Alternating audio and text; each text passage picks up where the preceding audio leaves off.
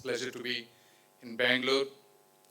From startups to global research centers, this city exemplifies how technology creates a real impact.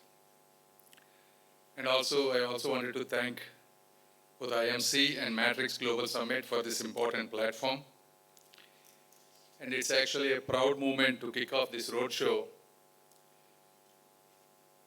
not just as a celebration of technology, but as a testament to the spirit of digital India.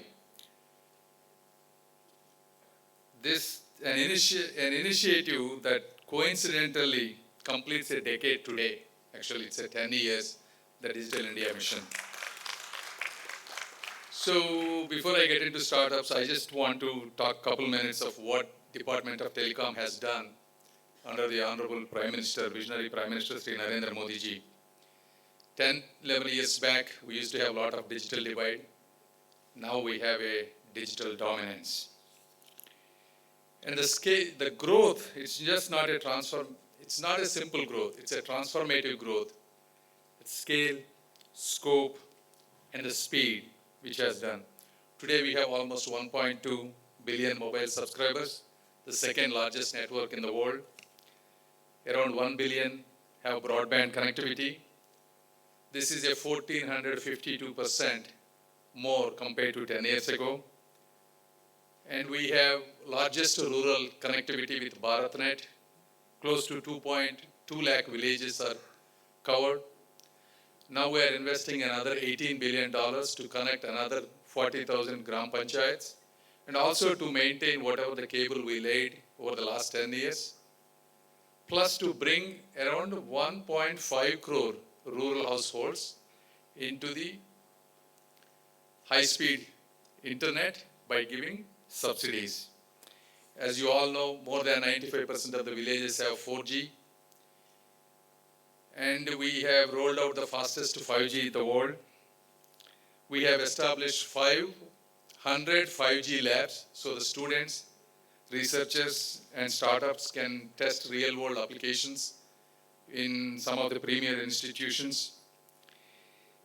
And we worked on indigenous 4G and 5G technology in combination with startups and government organizations like CDOT. And today we are the second largest phone manufacturer. We used to import 75% of the devices, but today we are exporting close to 1.8 trillion rupees worth a year, basically changing made for India to made by India.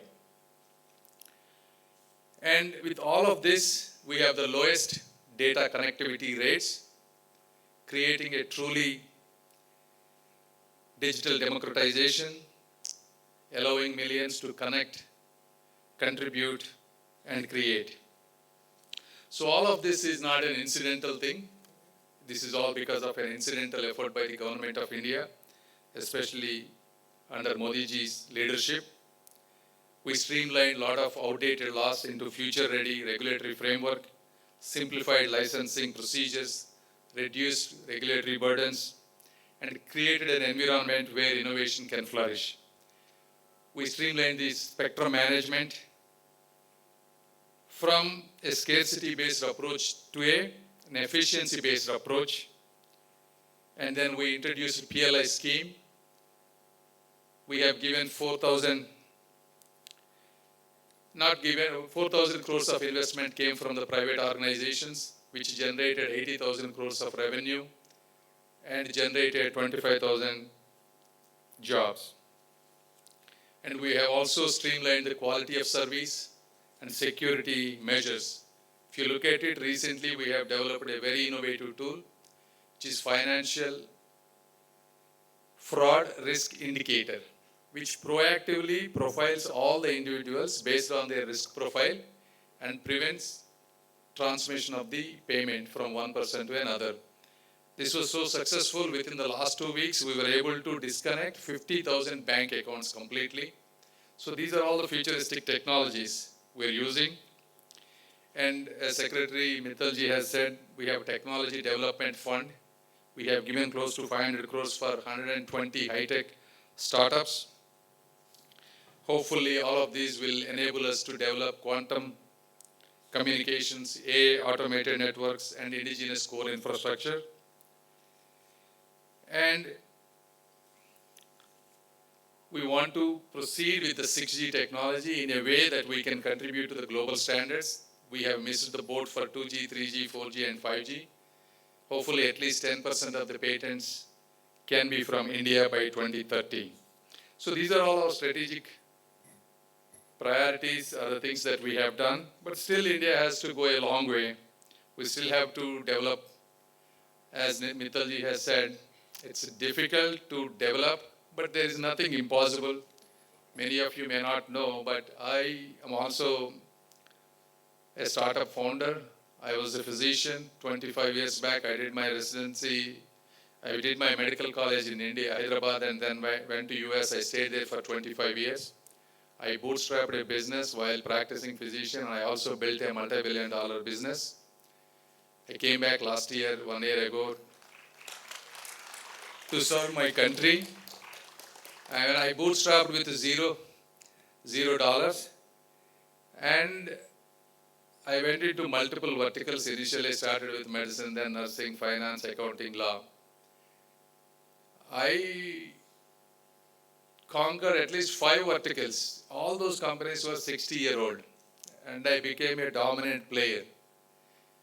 With not real mentors, not investment, all of that. So nothing is impossible, even though there are always challenges. But if you are really passionate about building something, doing something, nothing is impossible in this world. Especially in India, you have a huge market.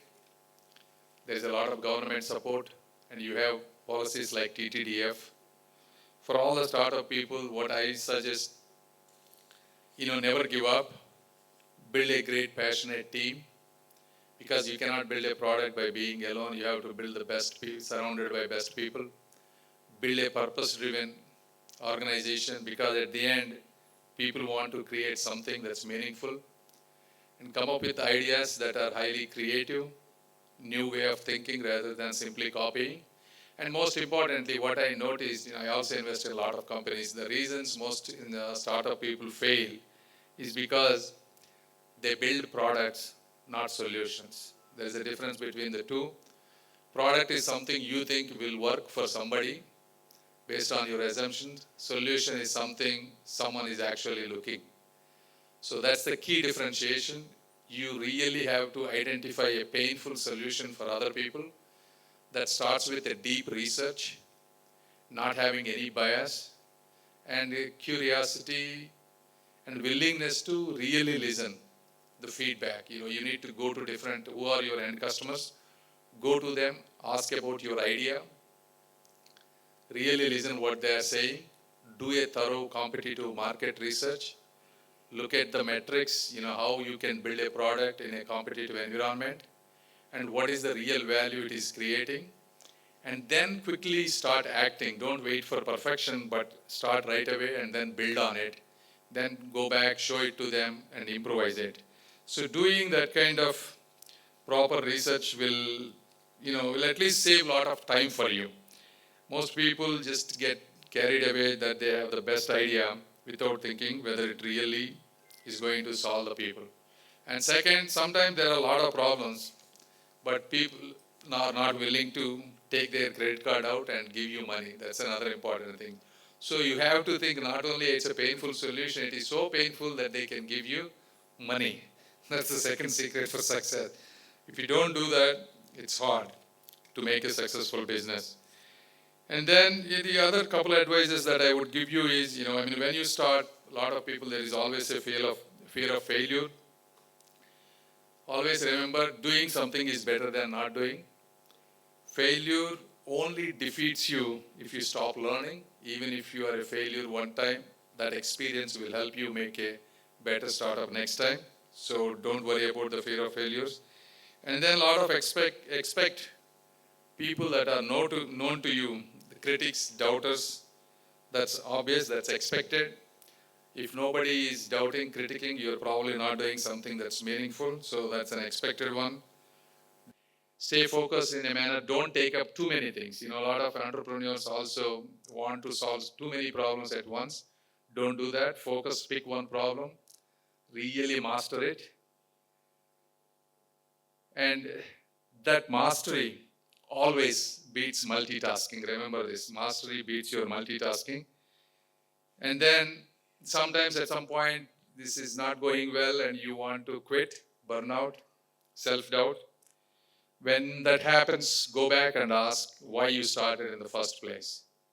So the purpose that you started should fuel your perseverance. If your purpose is not good, then you will give up. But if your purpose is so strong that you will not give up, and ultimately the fifth most important point is gratitude and positive mindset in everything that you do.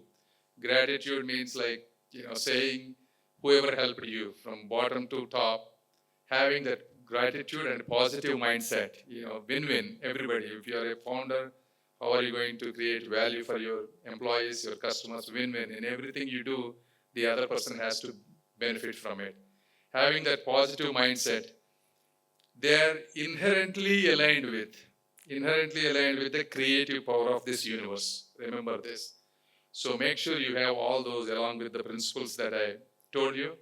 Then the possibility of your business, startup, success is very high. So with that, and I always, with the IMC, the actual we came for IMC Roadshow.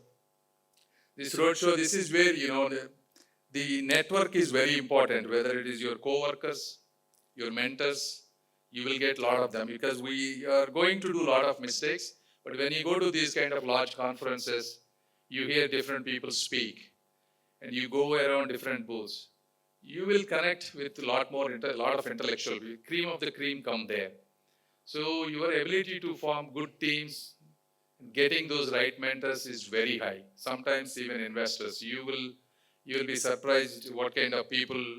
Most of those places IMC, a lot of investors come, private equity, venture capital people. They also want to know what's happening around. Like recently, even other country people. When I went to Japan, recently I went to Thailand, and we have an ASEAN meeting, all the different delegates. First time Japanese people told me, I heard your last year WTSA was quite successful. We want to come every year when this event happens in India.